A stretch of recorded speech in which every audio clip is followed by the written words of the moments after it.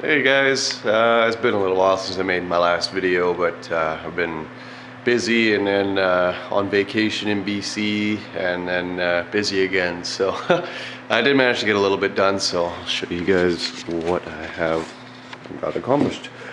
I got my slack adjuster done. I just need to build a handle for it so I can turn it by hand, but it freaking works pretty good.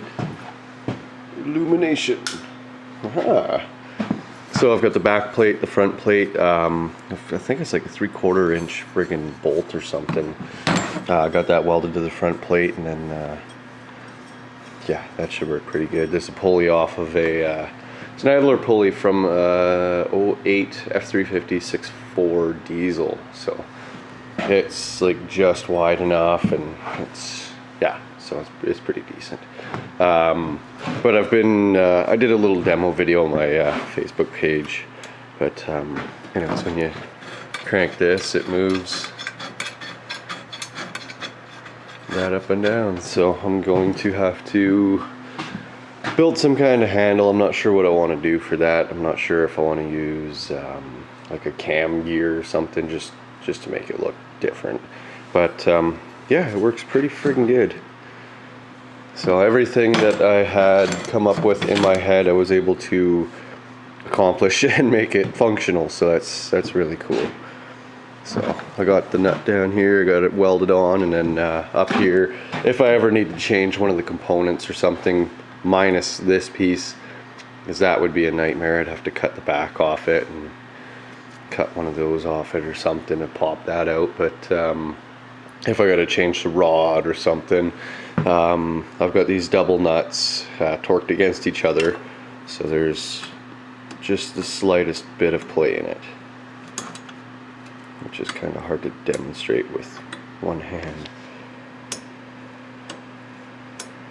But anyways, if I need to change the rod or something, I'll just undo the double nuts and then line the rod all the way out, and it'll be good to go. Then I started working on my the flat piece. I think I'm gonna use all 6/4 pulleys. So one will go here, one will go here. When I was in BC, I was going to try to machine some collars or bushings, I guess.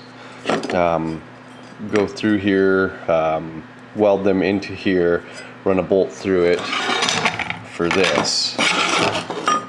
And that's a couple of brackets or something that I'll explain in a sec. But basically it goes like that. These line up perfectly.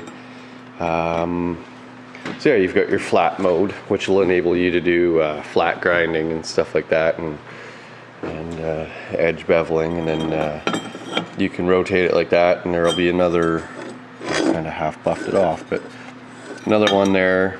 This will have a pin in it, this will have a bolt, so you can just pull the pin out, and then you could do your hollow grinding because you'll have the one contact wheel. So that's pretty decent.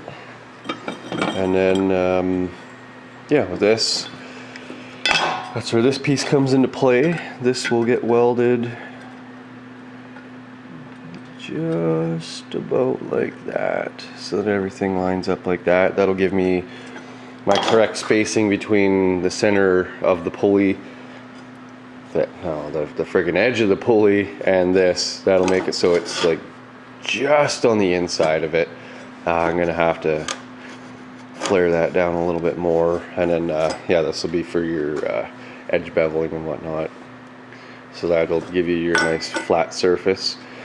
The only thing is, I'm not sure if I could get away with using steel. I'm going to have to polish the ever-loving crap out of this so it doesn't chew up the back of my grinding belts. But so anyways, this will go like that, and then those pieces I'll cut them out, weld in support brackets behind there, and voila. So that's pretty freaking cool. And I tracked down a really good source for pretty much any kind of belt I could ever need. I can't remember what that website is off the top of my head, but I will put a link in the description. And I can get 72-inch belts, I can get 108-inch belts, you friggin' name it, I can get it. So I'm going to be building this thing for a 72. And yeah, I just got to figure out the freaking placement of all these parts, because before, when I had it set up, that can't go like that. That's going to have to go onto that one or something.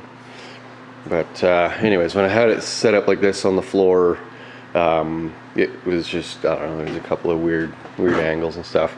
But also, like, this is going to be about waist height or so, just so that it's a comfortable, well, I guess probably about as high as my toolbox.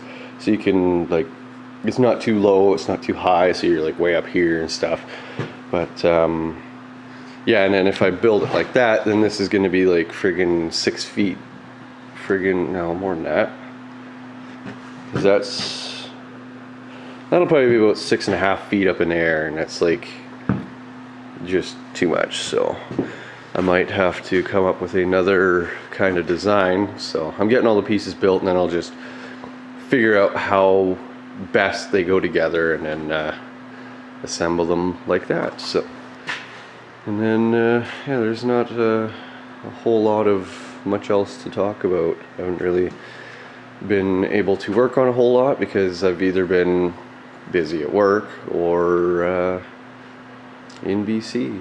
One other thing I don't know if I showed you guys or not is I got the bottom of the kiln K-I-L-N thingy built. Yeah, I got my top ring, which will be the lid. I got the body and the I guess flame input built. Yeah, I'll grab a light. Okay, now I have 0 hands available. So anyways, yeah, that'll wrap that pretty decent. That will, oops, all around there is going to get packed with that cast refractory.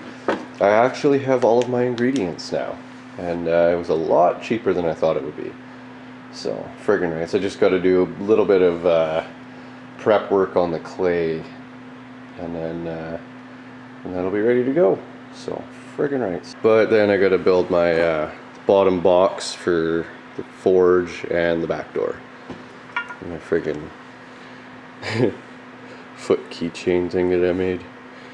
But yeah, so I've been collecting a few metals. I got a piece of leaf spring and whatnot, and these are some of those ingots. Well, this is one of those ingots that I was making back in Alberta, my backyard, with that freaking semi-rim fire pit I had. That was fun. That's like pop cans and lawn chairs and pieces of an engine block and stuff. So, friggin' right. So anyways, guys, that's kind of what I've been up to lately. I'm trying to make more videos, but there's only going to be videos made when I don't have anything else going on. I am making them, I'm continuing to make them. Whenever I get progress made or something, or if I have some free time, I'll set up the camera and record me actually doing stuff. And if I don't have the luxury of doing that, then I will show you guys what I had done before, and I can't figure out where my thumb goes. But anyways, guys, thanks for watching, and until next time, take care. Okay, well, I got a little bit of free time, so what I'm going to do is I'm going to cut out those 2 brackets, 4 brackets, and those 2 notches. So, very nice.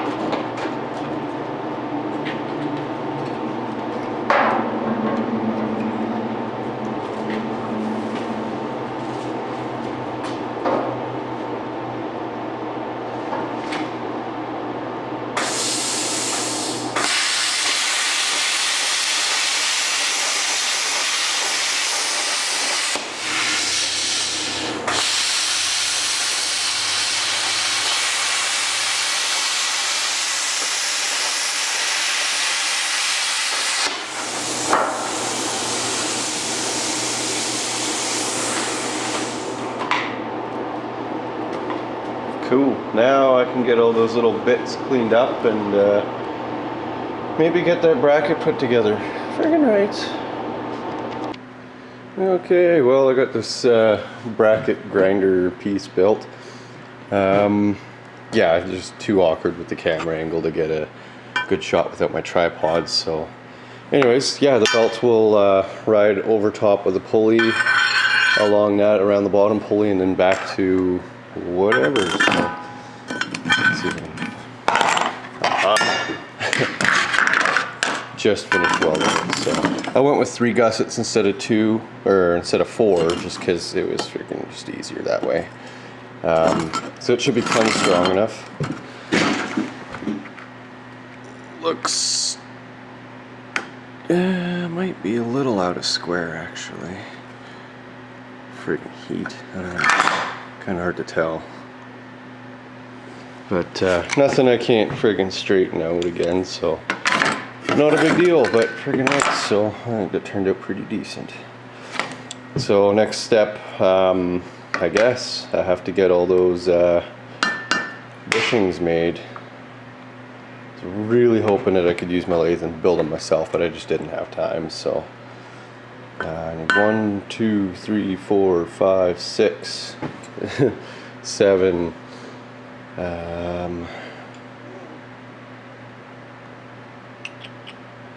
You know, I need probably, I don't know, 7 will probably do it, but I'll probably get 10 made just in case. So friggin' rights. Anyways, here's a little video for you guys. So there you go.